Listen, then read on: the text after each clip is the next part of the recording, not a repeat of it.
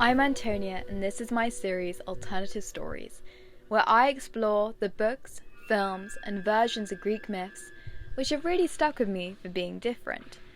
Tonight, I'm focusing on the ancient Greek myths surrounding Medusa.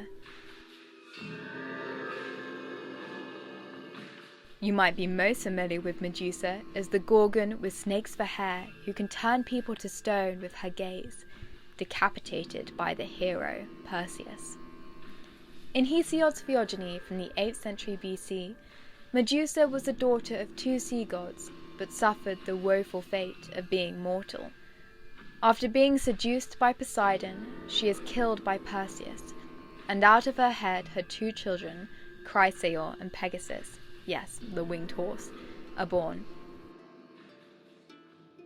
Given the quest by his mother's boyfriend who wanted him out of the way, Perseus, with the help of the gods Hermes and Athene, beheads Medusa in her sleep to acquire her gorgon head in order to turn his enemies to stone. This tale tells of a monster who was killed by a hero on a valiant quest. However, this version is not the only narrative surrounding Medusa. In Ovid's Metamorphosis from the 1st century AD, Medusa was a beautiful young woman who was forced into sleeping with the god of the sea, Poseidon. As a punishment, Athene makes her into a monster by turning her hair into snakes. In this version, Medusa was just a woman punished for something she didn't have a choice in, forced to become a terrifying gorgon and be killed by Perseus in order for him to achieve kleos, meaning glory and fame in ancient Greek.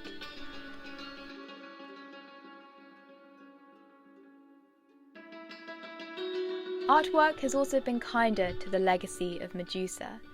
On a 5th century BC jar there is a Greek vase painting depicting her death. Perseus stands above the sleeping Medusa, his gaze averted as he kills her. Medusa, however, is not depicted here as a monster.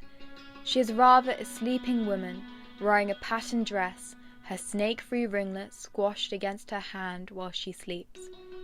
This artwork chooses to present the story as one where a man kills a helpless woman in her sleep, a far from heroic act.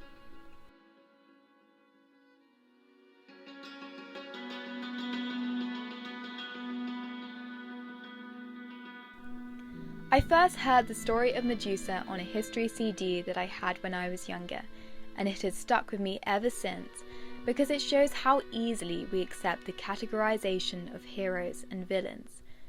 Just because Medusa was powerful and intimidating doesn't mean that she was inherently evil or a monster by choice.